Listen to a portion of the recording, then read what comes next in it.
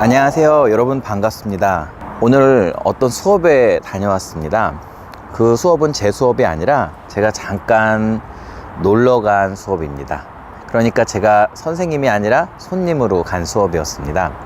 사람들이 자신의 그림을 봐달라고 하셨습니다. 그분들의 그림을 칭찬할 점, 또 개선할 점, 이런 걸 파악하기엔 사실 그분들과 함께한 시간이 짧아서 쉽사리 판단할 수 없었는데요. 한 가지 독특한 점이 있었습니다. 예전에 저와 함께 그림을 배우셨던 분들과 또 저와 함께 하지 않았지만 지금 합류해서 함께 그림을 배우시는 분들의 차이점이었는데, 그게 뭐였냐? 바로 종이를 사용할 때 그 종이를 얼마만큼 여백을 가지고 사용하느냐는 것이었습니다.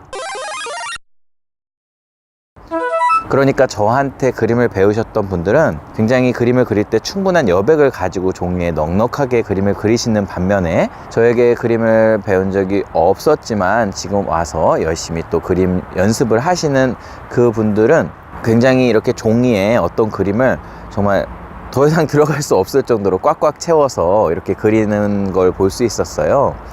근데 그런 생각을 한번 해봅니다.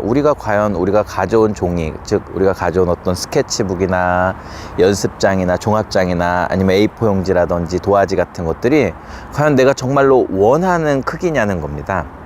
사실 그런 우리가 사오는 여러 가지 재료들, 특히 종이들은 이거 외국에 팔기 위해서 컨테이너 박스라던가 상자, 포장을 위해서 가장 규격화된 형태이고, 사실 어떻게 보면 사용하기에 편리한 형태는 맞지만 모든 사람들에게 자기가 그리고 싶은 그림을 잘 담아줄 수 있는 그런 비율이나 크기를 가지고 있는 재료는 아니라는 겁니다.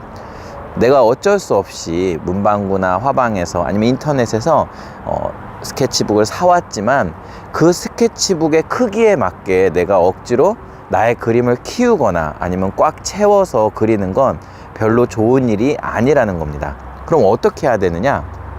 바로 여러분들이 사온 스케치북의 종이는 이미 우리가 만들어 놓은 규격이고, 우리는 우리에게 가장 적합한 것에 가까운 것을 사온 거니까 그 종이 위에서 내가 그리려고 하는 그림의 크기를 내가 스스로 결정해야 합니다. 즉 종이를 기준으로 그림의 구도를 잡는 것이 아니라 바로 내가 그리고 싶은 그 종이 위에 어떤 공간 안에서 내가 그리고 싶은 그림의 크기를 결정하는 거죠. 다시 말해서 여러분들이 집을 짓기 위해서 어떤 땅을 샀습니다. 그런데 그 땅을 정말 한 평도 남김없이 그대로 집을 짓는다면 굉장히 어떤 마당이라든지 또 집이 있으면 그 옆에 집과 더불어 부수히 다른 것들이 많이 있지 않습니까? 그런 것들을 전혀 고려하지 않은 채 그 땅에 정말 한 평의 어떤 여유도 없이 집을 지어버린다면 굉장히 답답한 그런 느낌이 들 것 같습니다. 또 그렇게 집을 짓기도 쉽지 않겠죠. 어떻게 땅 모양에 맞춰서 집을 짓겠습니까? 우리가 어떤 땅을 사게 되면 그 땅을 보고 그 안에 이 정도에는 내가 집을 지으면 되겠다, 그리고 이 정도에는 내가 약간 작은 정원이나 텃밭을 만들고 요만큼은 내가 비워놨다가 혹시 나중에 아이들이 뛰어놀 수 있거나 또 차를 주차할 때 이렇게 놓을 수 있는 공간을 이렇게 만드는 거죠. 즉 집을 지을 공간, 즉 그림을 그릴 공간은 내가 가지고 있는 종이의 전체가 아니라 그 종이 안에 있는 내가 정하고 싶은 어떤 공간입니다. 그러니까 여러분 스스로 여러분이 그리고 싶은 그림의 크기를 내가 결정해야 하는데, 종이 사이즈에 맞춰서 그 그림의 크기가 자신도 모르게 결정되는 걸 많이 볼 수 있고요. 여기에는 한 가지 문제점이 있는데요. 우리 종이라는 건 이렇게 어느 끝에 가다가 이렇게 잘려진 단면이 있잖아요.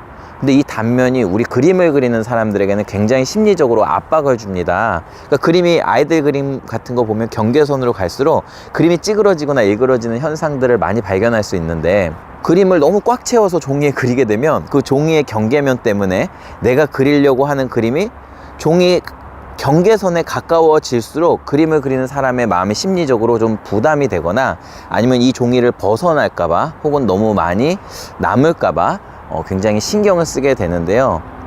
종이의 크기가 제한이 없다, 즉 어마어마하게 큰 종이의 가운데 내가 어떤 그림을 그린다고 하면 그런 어떤 경계선을 느끼지 않아서 상당히 그림 그리기가 수월할 거라고 생각이 됩니다. 즉 제가 드리고 싶은 말은 종이가 잘린 그 날카로운 종이의 경계면, 즉 종이의 외곽선에 그림이 너무 가까이 다가가게 되면 그만큼 그림이 외곽선으로부터 받는 영향력이 크니까 상대적으로 좋은 그림이 아니라 좀 긴장되거나 불안한 느낌을 가지게 될 거라는 거고요. 그리고 마지막으로 드리고 싶은 말은요, 종이에 그림을 그리다가 내가 그리고 싶은 크기로 그리다가 종이의 공간이 부족하면 어떡할까, 이런 걱정을 하시는데요.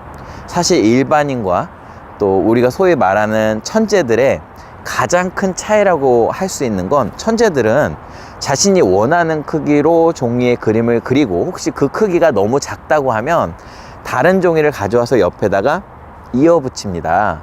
물론 좀 지저분하겠죠. 뭐 테이프나 뭐 딱풀 같은 거로 종이를 이어 붙이면 좀 지저분하긴 할 겁니다. 그런데 그 사람들이 원하는 건 깨끗한 종이가 아니라 바로 자신이 그리고자 하는 그림의 크기에 맞는 종이인 거죠.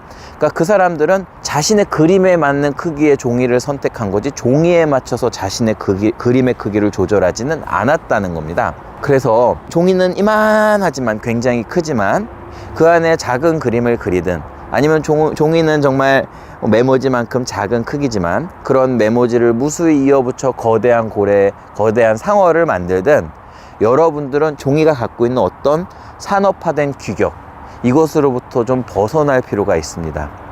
종이에 갇혀서 그림을 그리는 것은 별로 그렇게 좋은 접근 방법은 아닌 것 같아요. 가급적 좀 더 큰 종이를 사용하고 혹시 그리다가 여백이 너무 많이 남으면 적당한 크기로 또 자르기도 하고, 또 우리가 그림 그릴 때 여백 없이 너무 그리면 잘 그린 그림들은 나중에 액자를 하잖아요. 근데 이게 안타깝습니다. 그림을 액자를 하면 그림을 요만큼씩 액자 테두리가 한 0.5mm, 1cm씩 이렇게 넘어 들어오거든요. 근데 그 끝부분에 뭐 눈이나 코라든지 아니면 중요한 어떤 것들을 그렸다고 생각하면 그게 쫙 잘려버려요.